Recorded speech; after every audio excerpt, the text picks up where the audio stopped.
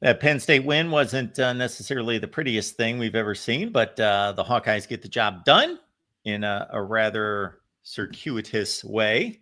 And now it's on to the Floyd of Rosedale, of course, in the big matchup against PJ Fleck in Minnesota. Welcome into the Voice of College Football, of course.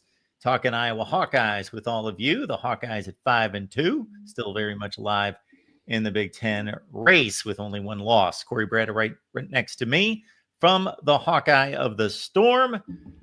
Corey, appreciate you being here as always. Yeah, I'm happy to be here. So you're telling me that Iowa is not out of the race for the Big Ten title? Nor is UCLA. Nor is Northwestern. Okay, so I do have a question because I've gotten a lot of feedback over the last couple of months from people who watch this show specifically. And what they love, and I know what other people resent, is me bringing up the playoffs every week. so we can do that again to start the show.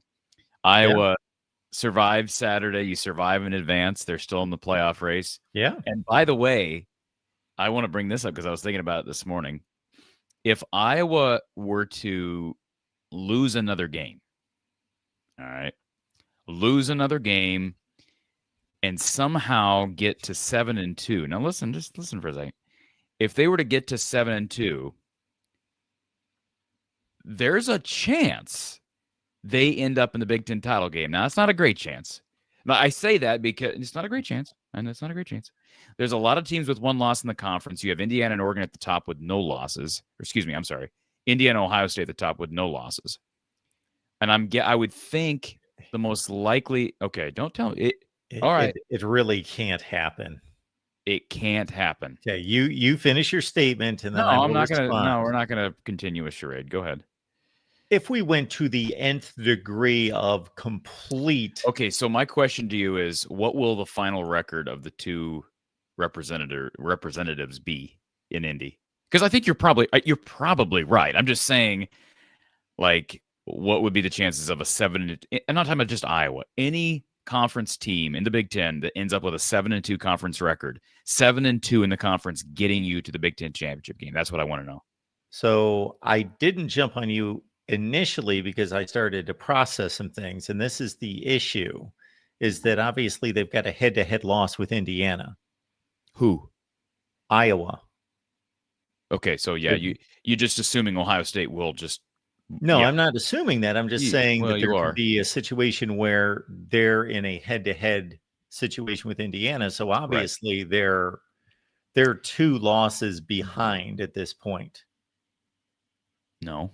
Yes, they are. Well, in a comparison with Indiana, they are. In a joint comparison. But my point in bringing it up is if you're 7-2, there's likely going to be more than one other 7-2 team. That's what I'm saying. So the head-to-head doesn't even – it's a factor, but it's not a direct – it does not an eliminating factor because then you go to the second tiebreaker in 3-team ties. It's not – usually it's a cumulative record, I believe, without looking at the Big Ten tie-breaking procedures. Yeah, if there are multiple beyond there will be. There will be. Yes. There will be multiple. Last year, do you know how many teams finished 7-2 in the Big Ten last year? No, I don't know. 1. Okay. Well, that's probably that doesn't mean it's going to happen this year. I'm just saying. Well, but that's probably because there were several. Let's see. Ohio State had 1 loss. No, Ohio State had 2 losses. Ohio State was the 7-2 team. In the Big Ten, they had 2 losses? Yes. Yeah. Oregon and Michigan. Oregon had, well, how many? 0. 0. They had 0 losses. Ohio State had. Penn State had 1. Penn State had 1. Was there anybody else with less than 2? And Indiana had 1. Indiana had 1. Okay. So give Indiana another one, then there'd be. I'm just saying, like, you're probably not. If a 2-loss Big Ten team is in a tiebreak scenario, it's because there's only one team with less than 2 losses in the conference. Because it's almost impossible that you're going to have Indiana and Ohio State dropping multiple games from here on out. Yeah, so we've got Ohio State and Indiana with 0 losses. We have a glut of teams with 1 loss, including Iowa. Yeah. So either Ohio State or Indiana have to get completely cleared out for Iowa or anyone with one loss. No, they don't have. That's not true. What you just said is what you just said is Well, they have to lose factually a game not at true. least. Yes, at least you're right. They have to lose. No, if we're talking about a 2-game comparison, one of those teams has to lose 2 games. What I'm saying, though, is they don't have to lose 3 games necessarily. Indiana would not necessarily have to lose 3 games because if Indiana dropped down to 2 losses, if there was another team in the conference besides Iowa and Indiana that had 2 losses, you'd go to a 3-team tiebreak scenario. That's all. These are the conversations I love having because it just infuriates certain people on the Iowa side. So I'm just bringing it up because, to your point, last year, first of all, no 2-loss team in the Big Ten was in a tiebreak scenario for the conference. But if one did end up in the tiebreak scenario, there's a chance that it would be a 3-team or more tie. Yeah, sure, there's a chance. Yeah, not much of one. And by the way, I've looked at the schedules, right?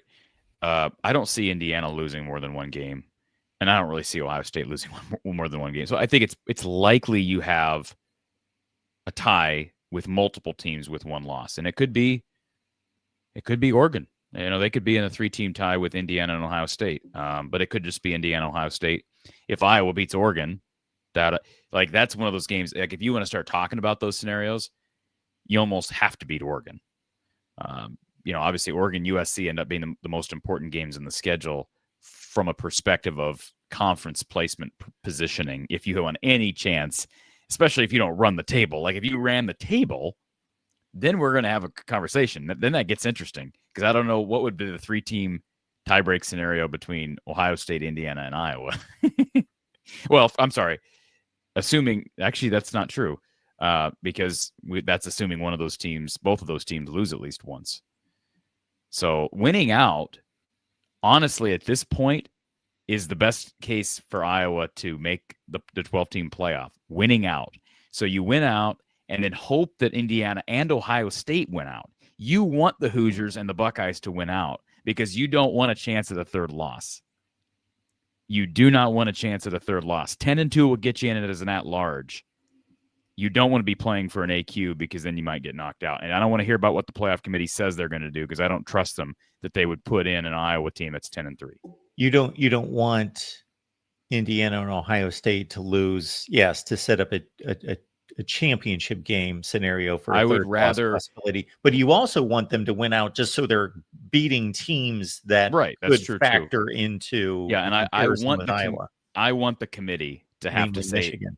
I want the committee to have to say no to a 10-2 Iowa team that lost in early September at Iowa State, and a 5-point loss at home against an Indiana team that is in the Big Ten championship game. I want them to leave that 10-2 Iowa team out. That's what I want.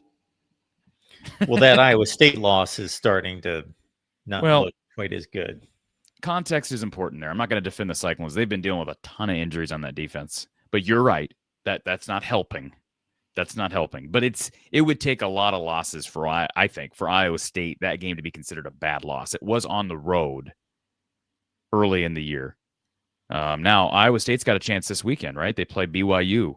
So there's either a chance at a 3rd straight loss or a chance to kind of turn things around and get back on track, right? They play BYU this weekend. So Iowa State's 5-2. Yeah. Okay, so it's not a horrible loss by any stretch. No. But it's not what it was. And they've lost 2 very close games, one against Cincinnati where they dug a hole early, and then Colorado game, Cyclone fans complaining about officiating and the PI call that wasn't made, etc. But they are just not as good defensively now. And they've lost Jeremiah Cooper. They lost their other starting corner. It's clear they're not as deep as most teams are that are competing for a college football playoff spot. And that's what the expectation should have been and needs to be every year at Iowa State now, as long as they play in the Big 12 and as long as the Big 12 gets an AQ, that conference should be winnable almost every year. I'm not saying they're going to win it every year, but almost, because what other programs in that conference are more stable? Yeah, Utah is more stable. Arizona State seems to maybe be a little more stable, although it wasn't that many years ago they sucked. And it also wasn't that many years ago that Arizona sucked harder. Yeah. So I don't know if, Kansas State, Iowa State, Oklahoma State now with Gundy gone, Utah. Those are the only programs I can think of that to me are more stable. BYU's new to the league. Maybe you throw them in the mix as well. So my point being that they don't make the playoff this year, which it doesn't look like Iowa State will. I haven't looked at the Big 12 standings. Iowa State fans should be disappointed. A lot of them will be happy if they end up 9-3 and go to a good bowl game, because that's just sort of the Iowa State way. But in that conference, if Iowa were in that conference, I would be saying the same thing. I'd be saying they need to get in the 12-team playoff. Every year I'd be saying that's got to be the expectation. We got to make the 12-team playoff. Well, your attempt to handicap the Big 12 is futile, just like it would be for me, because my goodness, practically every team / program is the 25th best team in the country, the 30th, the 35th. They're all kind of packed in there. Obviously, there are outliers, some that are gravitating more north, more to the top, Arizona State, Utah, Texas Tech, and more to the end of it. But Houston's right now at 6-1. Cincinnati's 6-1. But yeah, you're right about Iowa being in the Big 12. It's a catch-22 that there would be more expectation of Iowa competing seriously for the championship every year. However, there would not be as many entries from the league, maybe only one like there was last year, and not the multiple options and opportunities. Biggest playoff shakeup win or result this past weekend before we continue with Iowa? I have my opinion on that. Was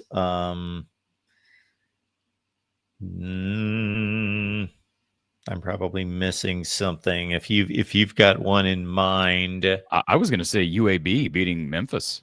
Okay. You're going to go that route. Sure. Well, yeah. I mean, to me, Memphis was the favorite heading into this past weekend. I thought they were the favorite to get that bid. Yeah. And them losing to a very mediocre at best UAB team. That all but eliminates Memphis unless there's a lot of attrition elsewhere. Here's the deal in that conference is basically the winner of that conference is going. Okay. I combed through this Saturday night with somebody that was all into the group. Conference USA sucks. Yeah, the winner of the American Conference is going to go to the playoff. Yeah, I'm not going to argue with that, because the Mountain West, I mean, you don't think UNLV or San Diego State somehow get in the conversation? I looked at it, and basically Tulane, Navy, Memphis, and I'm missing somebody, South Florida, they just run into each other. Not all of them against each other, but basically whoever wins that little round robin between them in the next 3 or 4 weeks. Why is that? I'm just asking you, why do you assume that a Tulane that's got one loss is automatically in over a James Madison or over a UNLV or San Diego State? Why is that? Because their schedules are so much tougher. Okay, because of the conference? You're just saying because there's more of those types of teams in the league they're playing in? Because of the conference, and that conference represented itself very well outside the conference against the power conference. Because the Mountain West traditionally is a pretty good league. I know Colorado State's down. And by the way, don't want to rain on anybody's parades, but former Hawkeye assistant coach turned head coach at Colorado State, Jay Norvell, is done. So he's back on the market for anybody that's curious. I went through the Mountain West out of conference games, and that San Diego State win against Cal, 34-0, is the only significant win out there. However, that's offset by a 23-point loss against Washington State by San Diego State. Well, I will say UNLV did beat a rising UCLA team. I mean, I'm just saying, like, if UCLA keeps winning, then maybe they look at that loss. Oh, it could get better. If I'm UNLV and San Diego State, I'm certainly going to act like I still have a shot at the playoff, because the American has been so strong that the American Conference has a better record against the Big Ten, the SEC, the Big 12, and the ACC than the ACC does. Well, It's only like they're like 7-11 against power conference teams. So is Navy the favorite now just because they have no losses in your mind, or do you think No. not really because you don't think they match up well with Tulane or with excuse me, not with Tulane? Who do you think they don't match up well with? South Florida? I think South Florida, Memphis, and Tulane are power conference level teams. So the thing about Notre Dame, Navy. I mean, they're going to play. They're going to play Memphis. They're going to play South Florida. They play at North Texas, and they also play at Notre Dame. I mean, that's an opportunity, though. They could probably drop a game somewhere else if they were to beat. They probably might drop maybe 2 games and be in the conversation if they were to win in at Notre Dame. But anyways, we can get off the AAC conversation. Yeah, we're all over the place here. This is Iowa Hawkeyes Live, of course. And I know that by the time you arrive here on Tuesday night, you have already, wrung dry the previous game. So I get it. Well, 4 hours of post game, we'll do that. We literally had a 4-hour, 15-minute post game show on Saturday. And then sometimes you guys will do like a follow-up on Sunday, correct? Or you'll do something. Once in a while, we'll do a second live show. We haven't really done that much this year, although I think we have one coming up here in a couple of weeks. So, yeah, that does happen on occasion. But no, it was one thing I was thinking about doing was posting a video, and it's kind of an awkward time to do this, and I don't know how well it would be received. 7 games in, it's kind of an awkward time. But I'd like to rank Iowa's performances 1 through 7 because I don't believe the record really tells you much of anything about the record, or scores tells me a whole lot about Iowa's best performances.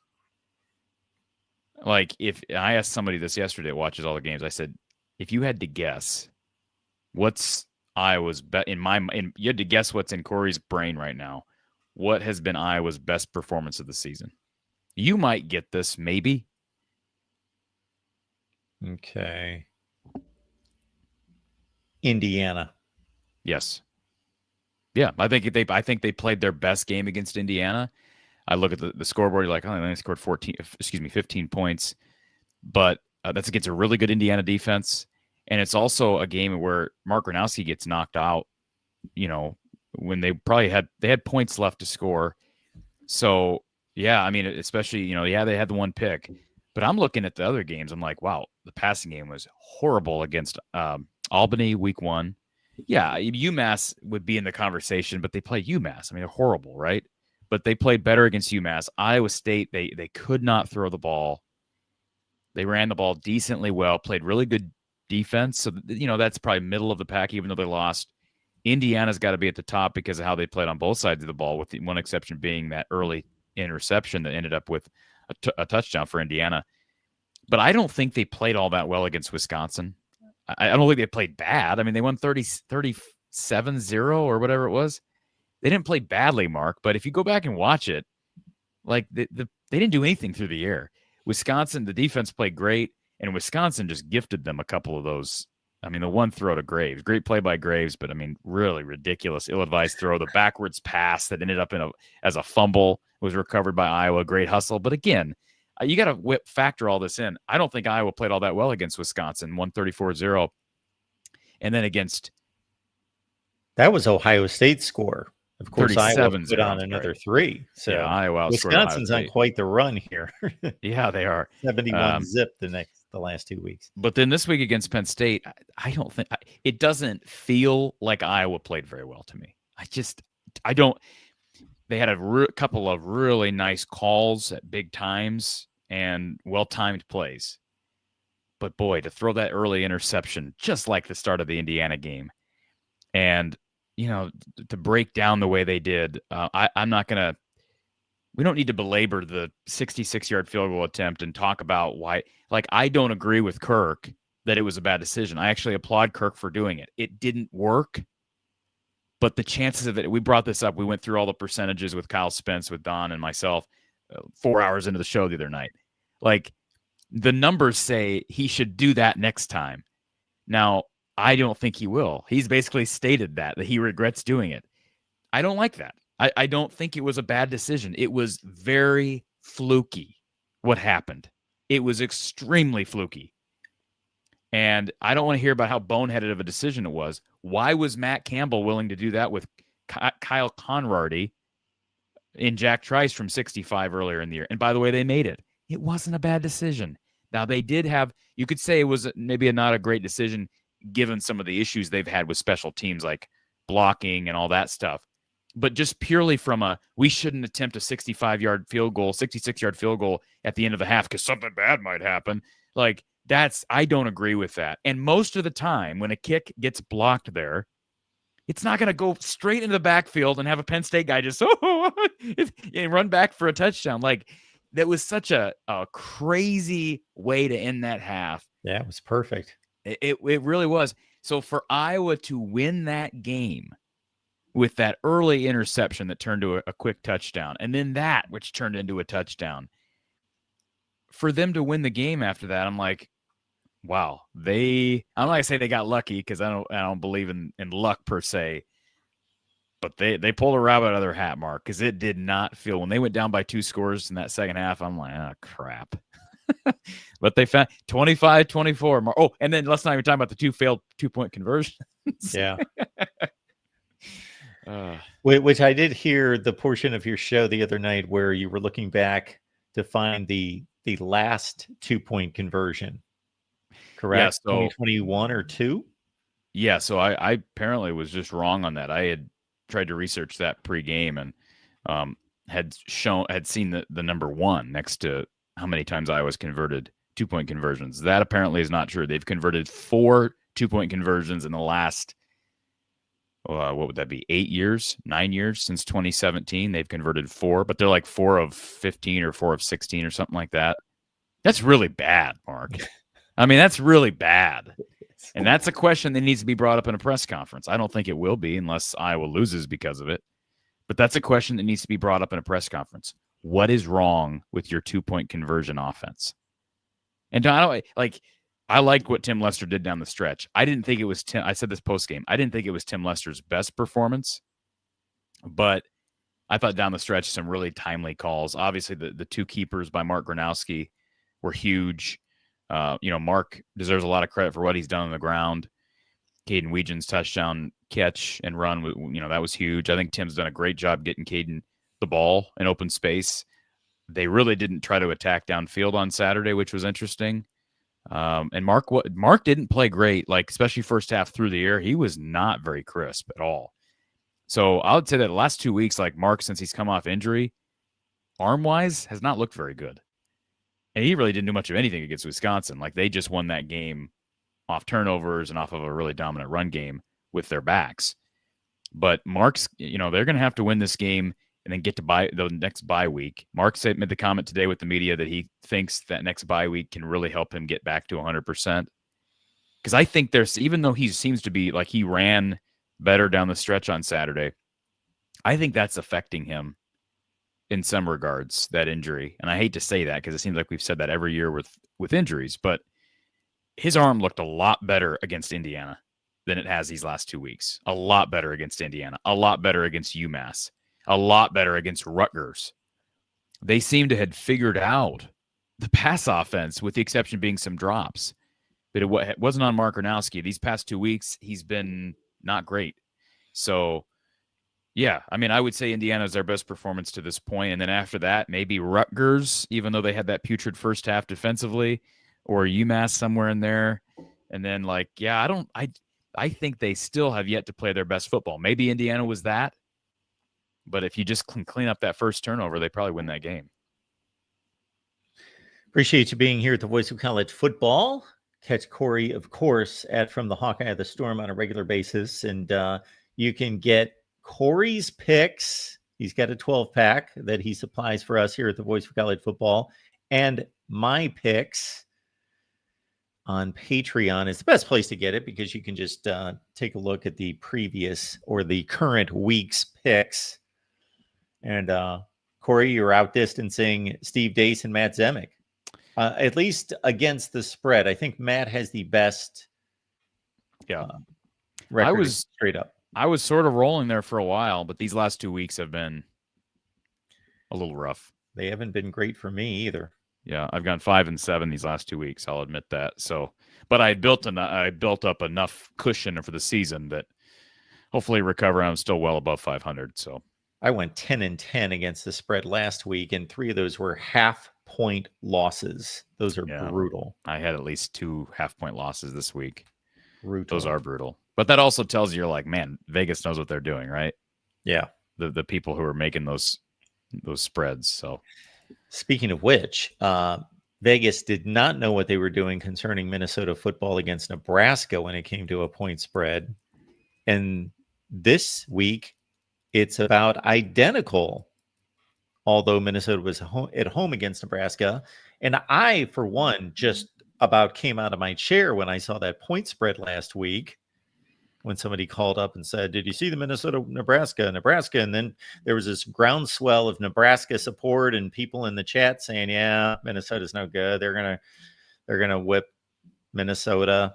I'm like, since when? Like, I'm not touting Minnesota some great football team, but what separates Nebraska over Minnesota? So I did not get that point spread. I did not expect Minnesota to win by 18 points.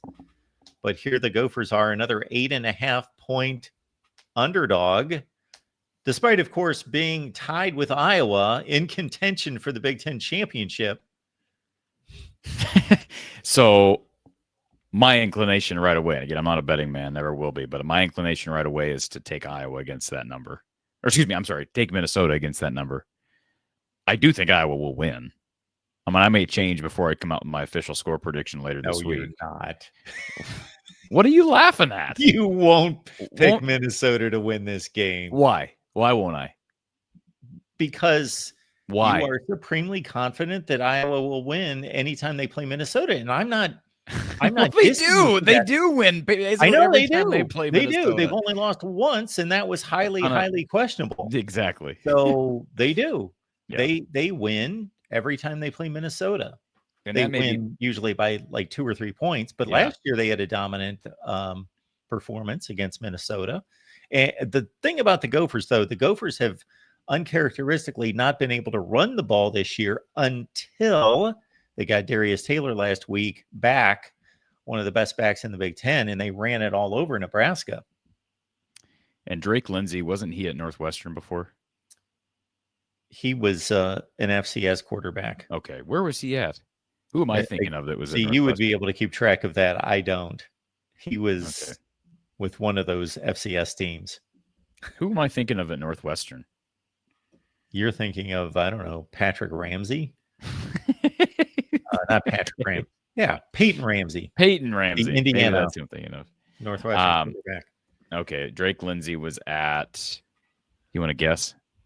New Hampshire. No. He was previously at, no, but he's a freshman. This says he's a freshman. Oh, I'm thinking, well, obviously last year's quarterback was an FCS quarterback. Why did I think he was? His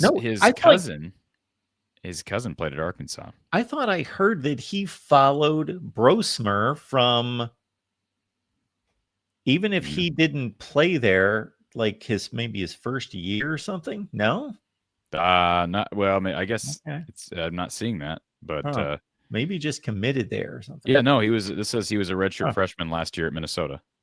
In fact, he played in 3 games for Minnesota last year. So I need to do some more digging on him, but yeah, I mean, well, yeah, I mean that's good. That's great. Okay, I guess. All right. They lost by double digits at Cal. Was he just not very good that day against a team that went on to lose to San Diego State by 30? That's 5-2. I know. Cal's not bad. Okay, well, they're not good. I understand they're not good. I'm not selling Minnesota some great football team or him, but he's not been supported by a running game up until this game. They had one of the worst rushing attacks in America. Well, do you think Nebraska will finish with one of the better rush defenses in the country? No. No, and Iowa will. So now Minnesota has had success against Iowa in the run game. I think of, what was it, 3 years ago or 5 years ago when they were up in Minnesota. I think it was 3 years ago. They ran all over Iowa. Mo Ibrahim ran all over the Hawks. And they have had a couple of seasons. I want to say 2019 maybe was a year they ran really well. they've had some success on the ground. And Iowa's found a way more often than not to win, even when that happens. So, 2 years ago was the Phantom fair catch. And, you just think at some point a coach like PJ, who I think is probably, I'm not a big fan of PJ, as you know, but I do think he's a decent coach. At some point, he's going to figure it out, and they'll knock off a couple. Hey, it's happened with Iowa State. Matt Campbell, they've won 2 of the last 3 against Iowa. I'm sorry, 3 of the last 4. What am I talking about? Iowa State's won 3 of the last 4 against Iowa. So I don't know if that'll happen. I have a hard time seeing that happen in Kinnick, but Penn State almost won this past weekend. Yeah. And Iowa's played pretty well up there in Minneapolis. But where, in your opinion, does Minnesota, where do they win this game? If they do win this game Saturday, where is it on the football field? Well, they have to. So regardless of how poorly Minnesota plays on defense, Iowa's only going to take advantage of that to a certain degree. Yep. And Iowa's strong offensive performance is going to be like a 200-yard rushing game and an 11 for 17 day out of Mark Gronowski. Right. They're not going to light it up for 6 touchdown passes. So not that it's not important that Minnesota plays well defensively, but I think Minnesota's offensive line is the key to the whole game. If they can give Darius Taylor, I'm sold on him. He is one of the best backs in the conference, and I'm sold on Drake Lindsey. So I believe that it's Minnesota's offensive line against Iowa's defensive front. And I believe that I wouldn't disagree with you, but I also think one of the biggest storylines and keys for Minnesota to come into Kinnick and steal one this week is they got to figure out a way to limit Mark on the ground. And I know it's easy to say that after, a quarterback goes off for 130 yards, but to me, just make it simple. Football's not rocket science.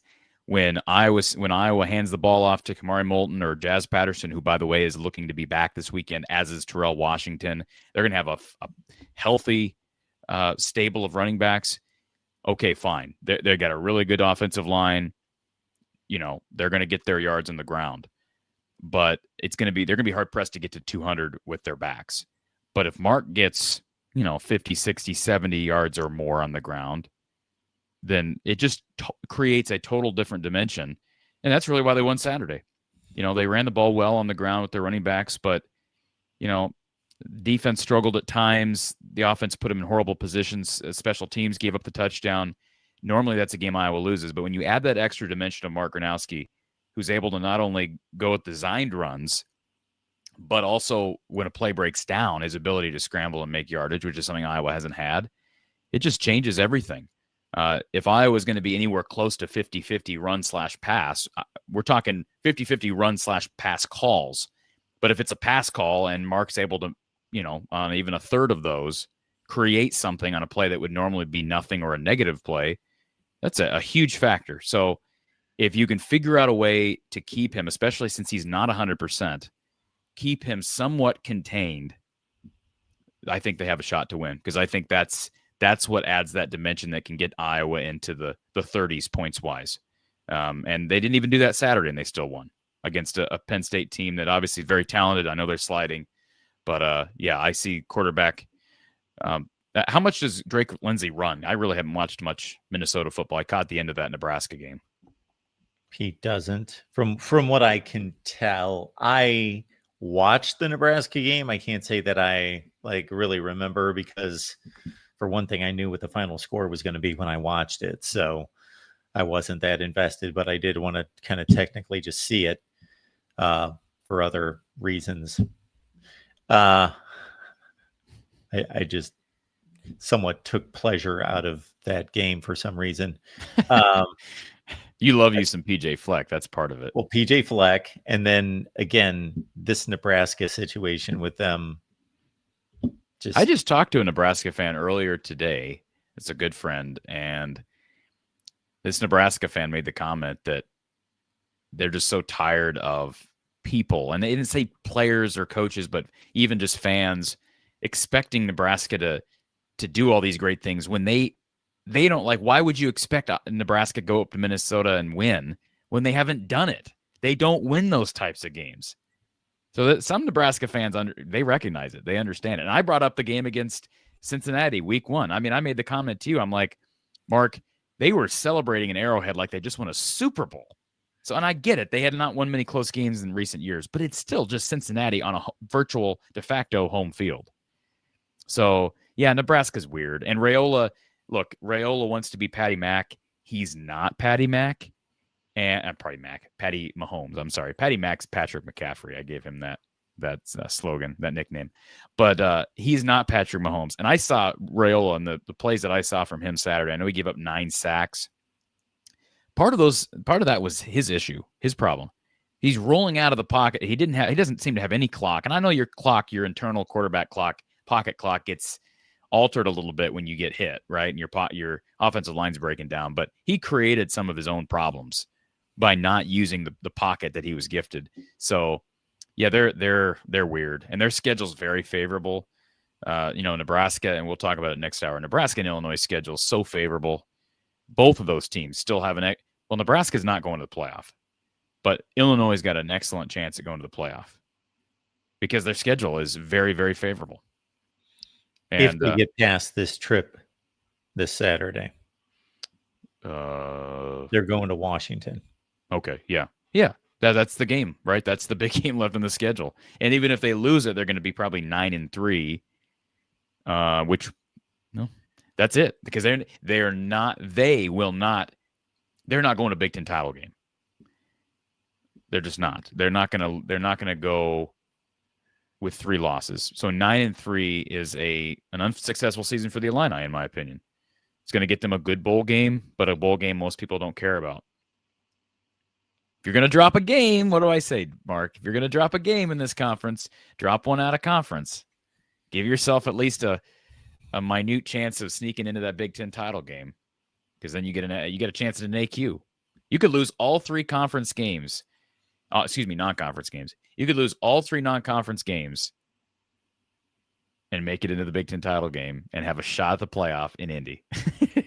You could. Very unlikely, but is that a good scheduling method for some of these like teams like Iowa? Like schedule, say, to heck with the group of 5 in FCS. We're going to schedule Alabama, Miami, Florida, and give me a good school, Texas, out of conference. Every year we're going to schedule 3 of those just so we're battle tested, and then we're going to run the gauntlet, and we'll finish 8-1 or 9-0. So then you'll have 8-1. You'll have an 8-4 Iowa team making the Big Ten championship game every single year.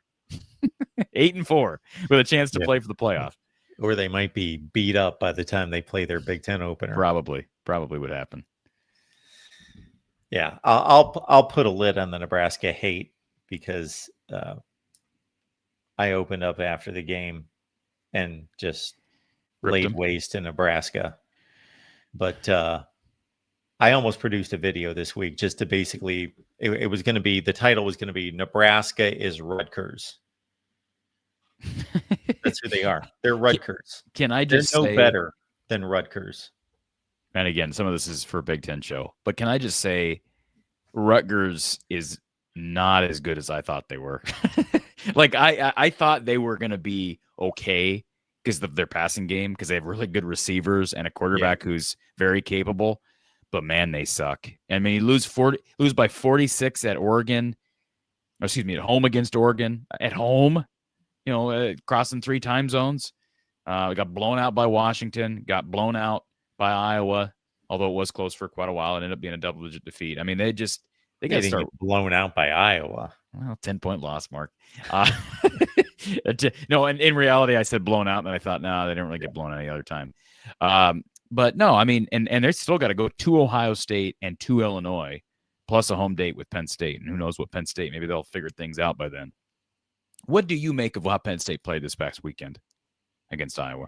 That is a great question, because that rolled through my mind as I watched the extended highlights. Did not get Peacock to watch the game, but you chose USC over Notre Dame against Notre Dame, didn't you? I certainly did, and Georgia and Ole Miss played. So that was a good game. Probably wasn't going to make it anyway, but I certainly would have been checking in. But yeah, I checked in on the 15 to 18 minutes, and you don't get a good feel for the game, but it was entertaining to just watch the zany plays and the things that happen. The 130 yards out of Gronowski, and that, like you say, the odds of that ball being on a one-handed block at the line on the kick, like to get that force off the hand where it doesn't just deflect anywhere, to get that much of the ball to spike it into the ground. Wow. I had somebody post game say, Corey, it wasn't fluky. When you kick with that much force, it's bound to bounce straight backwards. I'm like, no, it's not. Okay. I don't, like, you're telling me that there's that much more force with a kick from 60. First of all, a lot of kickers say that when they kick from 40 or they kick from 50, they use the same leg. But you're telling me that kicking from 66, there's that much difference between that and kicking from 50? Because I see kicks from 50 all the time, and if they get blocked, they very rarely bounce into the backfield at all. They usually go past the line of scrimmage and the play's dead.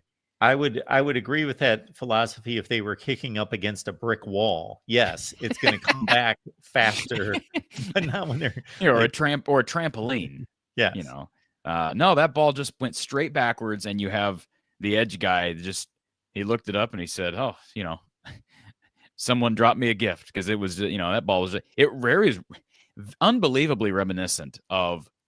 I tweeted this out during the game. Very reminiscent of 16 years ago, Iowa at Penn State, Happy Valley with Adrian Claiborne. Yeah, like his block, and then he just scoops and scores. Never stopped his stride. I'm like, oh my goodness. This feels like the opposite. This feels like the exact opposite of 2009. Iowa won that game. Thankfully, Penn State did not win the game Saturday. So in terms of Penn State's performance, again, I didn't watch the game to get the context or the feel of the flow of the game. Just watched and read the recap. I looked at the box score, but I think we tend to go to one end of the spectrum in a situation like Penn State. So they have the oddest circumstances of anybody in the country, where they have a national championship caliber roster. They fire the coach after they seemingly, you know, they play this epic game against Oregon, then they just fall apart inexplicably. So the thought process is, do they rally? Do they show pride? Do they love their interim coach who's been there for so long so much that this is going to be a rallying? And you could play carefree and loose and not have the pressure of, we're supposed to win every game, but just go out there and play. Or do they just come off the rails? They don't care, especially if they get a little bit behind, which they didn't. And then the thought that, okay, you know, I'm not going to invest a shoulder into this running back coming my way because, you know, I want to make it to the off season and preserve myself. So I think, yeah, that's what we think where a team is headed one way or the other. Why can't it be kind of like a mixture of both? I'm sure you've got guys in the locker room that are more invested and others that check. I think it can be a mixture, and then you get an uneven performance like what we saw out of Penn State. Yeah, I agree. And you love the energy from Terry Smith. He was, you know, I liked it. I mean, it was kind of nerve-wracking, right? Pre-game, when he told the Peacock sideline reporter, he said, "We're going to go shock the world tonight." That's what he said. He said, "A matter of fact, we're going to go shock the world tonight." I'm like, ooh, that's all right. That's an endorsement. People need to back it off on some of these grandiose statements. He's a coach. What shock the world? They're a 2.5 point underdog. It would not be shocking anyone. He's a coach, Mark. Dave, it's like when I used to hear Tom Brady make ridiculous comments like, "Everybody counted us out." Who counted you out? Like, you get 7 Super Bowl rings. Nobody is counting you out. You sound ridiculous. I have a couple of comments I want to bring up after you take care of Dave's super chat here. Minnesota Dave. Always love Minnesota Dave. There's only one Dave in Minnesota. This is Minnesota Dave. I know. He goes to the games. He calls the voice of college football. It's Minnesota Dave. It's Bacon Week. Can't wait to talk about it on the Big Ten show. Go Gophers. I still don't even know how to pronounce that. I never have. I Skiuma, think it's Skyuma. Skyuma, and RTB, row the boat, of course. Okay. Row the boat. Row that darn boat. Has PJ been saying that? I haven't heard him state that. And Yeah, I watched his press conference this he's week. still He's still talking about it. nice. He's going to row that boat all the way down to, well, down the Mississippi, wherever that river ends up. And James in the chat says, Corey always likes this team, not good. What does that mean? What does that mean? I always like the team, not good. What's not good about that? A. And then B, have you noticed, why is StreamYard showing username at? Why aren't they showing the name anymore? Why, have you noticed that? I have not. Is it not showing up your way? Is it showing up that way on your end? It's at James. Yeah, but they're all showing up that way. See, at Chev Yoda. It never used to do that. It used to be Chev Yoda. This is a username, whereas it used to show their actual name. I don't like that. Anyways, what else was I going to say? There was another comment here somewhere that I wanted to get to. While you're looking for that, this is what I'll say for Iowa and to a lesser degree Minnesota. If there are two teams in the Big Ten other than Ohio State and maybe Indiana now and maybe Oregon as well, that I know who they are, like I was making the point on a video this past weekend after Michigan, Washington, and to Steve Dace on Michigan podcast. Check it out if you'd like, folks. That what's intriguing about the Big Ten now, even if you're a purist and don't want to see these teams from the West Coast, is for 5 to 10 years, we had a situation where, and some people in the Western Division may not like this, but you had Ohio State and Michigan play, Michigan and Penn State, and Ohio State and Penn State play, and the winner of that round robin, took care of business in the Big Ten championship game. And that's what it was. That was the whole season.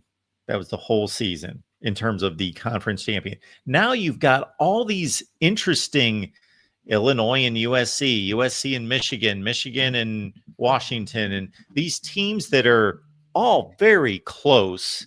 Yeah. That we're looking for. We're pretty sure Ohio State, Indiana, Oregon are the cream of the crop. Who's the fourth and maybe a fifth, but probably just a fourth, who's going to ascend out of this group of really good teams that can all win against each other? Those are more wild card teams. Iowa, and this came to mind when you were talking about their best performance to their worst performance, is Iowa's pretty much who I thought Iowa was going to be. And that's not real exciting, but it's to their credit, at least. Not that they don't have good games and bad games, but when you put it all together, they are who I believe them to be. And Minnesota is as well, to a lesser degree, and I don't think they're quite as good. But like USC, I'd throw them out against some of the best teams in the country, and they might win the game, but then they might lose to one of the worst teams in the Big Ten the next week. And yet there are some people that still say having an expanded playoff makes the regular season less interesting.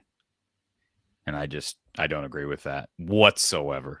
I think what's less interesting is when teams are eliminated in the first 4 weeks of the season. I think once we entered the playoff era, you had to go all or nothing. You either had to go to a good number of teams in the playoff, or you had to just stick with a BCS national championship game, or that flavor of because that can opened and playoff bowl games lost their zip, their flavor. And so, yeah, it didn't take long. I mean, you lose one game early. That was it. You're done. Yeah. I mean, or a second. Sure. Yeah. Well, there were some teams though that, like Iowa in 2015 lost one game. They were 12-1. They were regular season champions, and they still didn't make it in. Or excuse me, they were West champions, 12-0 in the regular season. They didn't make it in. Now they'd make it in today, but they didn't. Also, Cody Gent doesn't like my Aeropostale my classic Aero Pastel shirt, apparently. I'm sorry. I can't please everybody. Also, VMS Bigot says, I don't understand that username. Somebody please explain that. He says, Corey, on your show, you pointed out that football doesn't use quads like basketball. And so isn't the loss to Iowa State still a loss to a ranked team, at least? The committee's not going to be looking at, was Iowa State ranked when they played Iowa? It's going to be, what is Iowa State when they go through these evaluations? And that's how they should do it. Nobody cares what they were ranked when they played Iowa. It was 2 weeks into the season, right? Actually, it was 2 weeks into the season for Iowa State. It was 1 week into the season for Iowa. So nobody cares. But like I say earlier, if Iowa State still finishes even 7-5, 8-4 would look a lot better. 8-4 Iowa State team, that's still not a bad loss. No. 10-2 to me, 10-2 gets you in without question if you're Iowa. The only team in this conference that I wonder about 10-2 would be Illinois, because their schedule is so weak relative to their probably everybody else that'd be in consideration for an at-large spot. It's like, ooh, do you take a 10-2 Illinois team with like hardly any really good wins over an Ole Miss that's 9-3 or an A&M that's 9-3 and plays an SEC schedule? That's a conversation. And we didn't have any of that last year because I think this year there's a couple of these teams that are good enough that happen to have really easy schedules like Nebraska and Illinois. And that's what's fascinating that's playing out, and I think it will play out to the end, that the Big Ten, I think Ohio State and Indiana are going to take care of business and play in that. I think there's some separation there. But in the SEC, there could be a logjam of 9-3 teams. They could be all over the place in that conference. So I don't know what the committee's going to do when they start to match up really strong SEC resumes that are one game worse than in Iowa or Illinois or fill in the blank. And by the way, I'm going to poke fun at Isaac for a second. Isaac, come on. You know I love you, but this comment's ridiculous. When you say, I can almost promise you Iowa is not going to end up being 10-2. Well, yeah, obviously. You can almost promise because you can't really promise, but it's more than likely it won't happen. Yeah, obviously. I'll say that. Nobody's arguing with you. We're not sitting here saying, well, it's likely that Iowa goes to 10. Yes, it's almost certain that Iowa doesn't, but there's a little chance they do. That's what we're talking about. Yeah, and it's not, we're not going to be shocked. I'm not going to be shocked if they're 10-2 at the end of the regular season, but are the odds in their favor? Of course not. And this comment by Aiden, I want to address this because I retweeted something earlier today from these different accounts. Let me find the account. So Michael Hogue started following me on Twitter. How about that? Nice. How about that guy? Boiler up. Boiler up. So this was Tom Fornelli. You may know that name. He's CBS Sports. And anyways, he tweeted out, Iowa's Mark Gronowski has not thrown a touchdown pass since 9-13 against UMass. In Big Ten play, he has 0 passing touchdowns and 7 rushing touchdowns. So who cares? Who cares if they're on the ground or through the air? Who cares? Mark, it doesn't. Bad. No, it's okay. I'm going to walk off the set. Who Let's cares? He's got 7. He's got 7. So he's got 7 rushing touchdowns. So yeah, who cares? So I will refrain from saying the word sucks, but I want to say it. Why? Passing. Why? Who throws no touchdowns and 4 picks that's any good throwing the football? He's got 7. So let me ask you this. I know what you'd be saying. If Spencer Petras, a Spencer Petras or Nate Stanley style of quarterback had 7 touchdowns through the air versus 4 interceptions, you'd be like, "That's pretty good, not bad, Corey." The reality is nobody cares if they're on the. Nobody cares but the opportunists, and apparently nobody cares if they're on the ground or through the air. Who cares? They're worth the same. Your point is nothing. Go ahead. They are worth the same. Yes, if we're simply talking about that, you're using the same logic that Kirk makes when they win a bunch of 13-10 games. No, I'm not. And you're saying, is there something wrong with the offense? No, there's not. We won. they are okay. I'm taking a shot at his passing ability because You he is not shouldn't be. producing as a passer. If Okay. you take, hang on, It's let me obvious finish my he's point. not throwing as much because he's running the ball. The stats tell you that. Yes, but when he's throwing it, he's not producing touchdown passes and he's throwing 4 interceptions. Well, they've been in the red zone a lot and scoring on the ground. What do you want from him? My point is that, yes, if we are taking an evaluation of his overall performance as a quarterback, which includes running the ball, absolutely, I agree with you. But if we're talking about how well is he passing the ball as a quarterback, then that's not a great number. No one said it's a great number, but to act like that's what that tweet and all the other comments that are out there about how Gronowski's not thrown for any, he's got 4 interceptions, 0 touchdowns. It doesn't provide context. Now, at least Fornelli brought up the 7 touchdowns. Okay. But I just don't know what the point of bringing that up is. I don't know what the point of bringing that up is. They're 3-1 in the conference. Do I sound like Kirk? Maybe. But they're 3-1 in the conference, and their offense is doing fine. If they can run the ball, listen, if they can run the ball as effectively as they did last year, each and every game, with just a marginally better pass attack, then great. I have no issue with that. Because guess what? Running the ball effectively means you have to throw the ball less effectively. It's not like playing defense and then not playing offense, and you split the difference. That's not this at all. You are an NBA fan. I'll say it this way. If you said Dennis Rodman averages 15 rebounds a game, Hakeem Olajuwon averages 15 rebounds a game. Okay, great. Dennis Rodman averages 4 points a game. Hakeem Olajuwon averages 24 points a game. There's a difference. No, it's not the same. It's a bad illustration. It's a bad illustration. It's a bad comparison. Yes, it is. He's a quarterback. His number one job is to throw the ball. Do you understand that 7 touchdowns on the ground are 7 fewer touchdown opportunities through the air? You do realize that, correct? Not necessarily. Yes, necessarily. Yes, necessarily. I can think of a ball that he missed in the flat that would have been a touchdown against Rutgers, that he may have scored a rushing touchdown, I don't know, on that series, but he could have thrown a touchdown pass if he would have made a decent throw in the flat. So when I watched your boy CJ Stroud last night line up at the half-yard line, against the Seahawks, and they were on a single QB sneak and try to throw the ball, I would say the same thing. Why didn't they run the ball in? Try to throw the ball in. Okay, what's the difference? They came in with 0 points. They ran the better play. They ran the better option. Do you want so because Iowa gets down into the red zone or inside the 5, you want them to drop back into the shotgun when they can just go tush push and score? I don't agree with that at all. But saying that Hakeem Olajuwon and Dennis Rodman, well, they're not scoring points, but they're rebounding. Yeah, that's totally different. That means they're exceptional on the glass, not exceptional scoring the ball. With Gronowski, he's obviously exceptional running the ball, but that takes away from our ability to evaluate him through the air because he's running the ball so well. It does. But look at more stats. But you even have said he's not. You have pointed out. I did. He didn't throw the ball that well. He didn't game that well. That game. He did. That's right. Relative to my expectations for him. But when I see these types of, again, I think they're opportunists that like to poke fun at Iowa's offense because they think they can still live in that era and get clicks and get shares, and I guess they're doing it still. I just don't.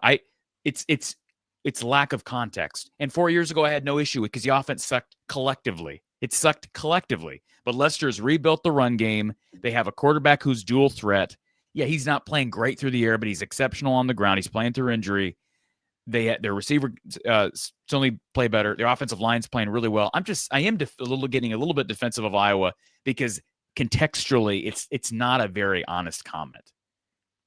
I should say contextually, it's not wholesome. It's not holistic. It's not complete. Even with the 7 rushing touchdowns put on the same tweet, correct? So I said I give Fornelli a little bit of credit for at least adding that, but he knew what he was doing. A person like that tweets that out because you have people responding like you just responded. Oh, zero pass touchdowns. Who cares? If their offense was sucking, if their offense collectively sucked, then yes, I'd be like, well, he's failing them. But if their offense is doing okay, then they're 3-1 in the conference. And they have not played a bit. You sound like Kirk. No, I'm not. In the conference. Kirk said that. Offense. Kirk said that during the Big Ten West era. They're not playing a Big Ten West schedule anymore. They've played Iowa State. They played a Penn State. Yeah, I know. Now the next response from a lot of people is going to be what I saw after the game Saturday. Did you know that Iowa has not beaten a single team with a conference win? Albany doesn't have a conference win. UMass doesn't have a conference win. Penn State doesn't have a conference win. Rutgers doesn't have a conference win. There's another one. Who else? Rutgers, Penn State. Wisconsin doesn't have a conference win. So that's all true. But the reality is what the reality is. The schedule is what the schedule is. Look, proof will be in the pudding. They're going to play a team this weekend that has a conference win. But I'm simply saying, if you look at the stats, Gronowski every week, Penn State threw the ball 16 times. 16, Mark. He's not throwing the ball a lot. He was 10 of 16 through the air. No, he didn't throw the ball great, but he was 10 of 16. Indiana, 17 of 24. Wisconsin. Indiana, 19 of 25. I think it was his best performance, but he only threw for 144 yards. Rutgers, 12 of 18. UMass, 16 of 24. Right now, he's on pace to throw for 65% through the air. 65%. Now, his yards per attempt isn't great. I'm not going to deny that, but that is so much better than the likes of Deacon Hill, Spencer Petras, Alex Padilla, or any of those guys. It is. It is. Yes, it is. Now, against the rest of the nation, 65% is, it's not to be criticized. It's not to be praised. It's in this day and age, it's okay. Yeah, some of this evaluation is relative to what we're used to at quarterback. But I'm just saying, just saying, well, he's got 0 touchdowns. That means he's not throwing the ball well. No, he's not throwing the ball well because of the whole evaluation of things, not because of that one short-sighted stat. That's all I'm saying. Okay. I would love to see, and we'll see what that statistic, what that ratio is at the end of the season. Because it'll be a little bit more meaningful. Not that it's going to be perfect. Not that it's going to tell us everything, but. And guess what? If Gronowski can, would you take 4 rushing touchdowns this weekend against Minnesota from Gronowski or 2 pass touchdowns? You take the 4 rushing touchdowns, of course, every time. Yes. And so if he can run for, he busted out a 67-yard run on Saturday, Mark. Yeah. So he throws for it. We're like, oh, what a great throw. Well, that's his primary job. His primary job is to move the ball down the field. He's dual threat. He's dual threat. Is he not dual threat? Yeah, I think he's the definition of dual threat. Yeah. He's not Robert Griffin dual threat, but who was it? Tim Lester, and it was brought up today during the press conference to Kirk. Tim Lester is the one who compared him to Tim Tebow with how he plays. Well, and you're going to sit here and say, he's not Tim Tebow, you sacrilegious beast. Okay, he's not Tim Tebow. Threw like 40 touchdowns a year. He's played less than 1 year at Iowa. He was the FCS Heisman at SDSU. We don't know what he would do if he was stats. We also don't know what he would do if he had been at Florida from year 1. So I don't want to hear that. Anyways, let's go to the Big Ten show. We're going to the Big Ten show. That's on the main channel, everyone. The Voice of College Football. We're going to talk Big Ten. Yeah, we'll see you then.